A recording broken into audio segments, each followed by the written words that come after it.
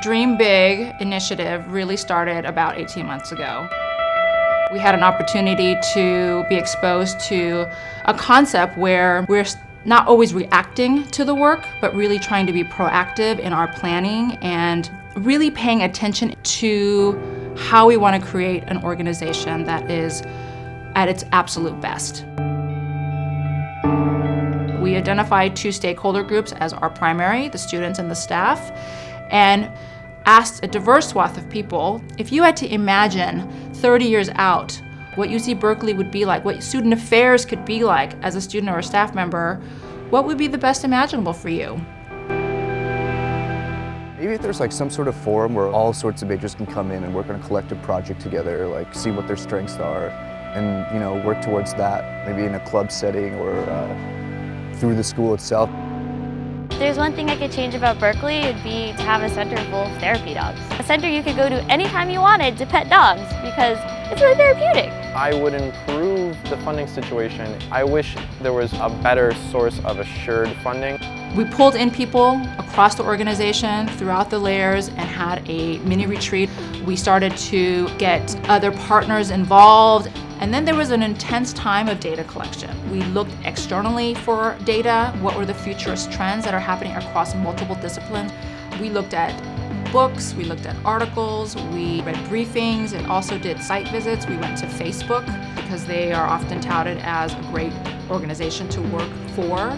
And we also did a site visit for a nonprofit organization, the Rockwood Leadership Institute, which is based in the Bay Area, to really try to get an understanding of what's outside of UC Berkeley, what's outside of student affairs, that's informing what we think is happening or could be happening in the future. Our office does a lot of advocating for students. It would be so much easier to advocate for them if I knew everything about them when they're sitting in front of me, as opposed to, well, can you give me a couple of days to call this office, call that office, when I could just have it all in one place.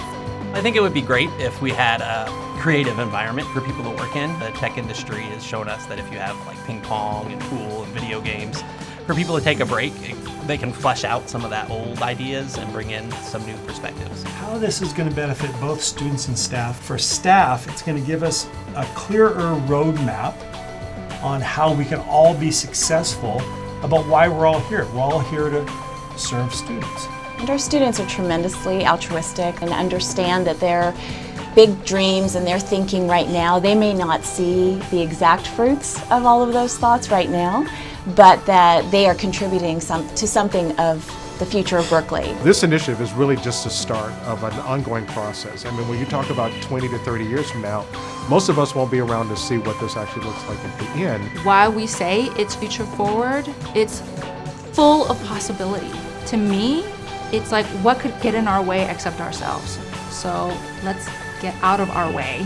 Let's do this together. And I think we already have done amazing things just in this pre-work. So there's nothing better to me than saying, as a community, as a division of 1,500 staff members, are we in this? And so far the answer has been a resounding yes.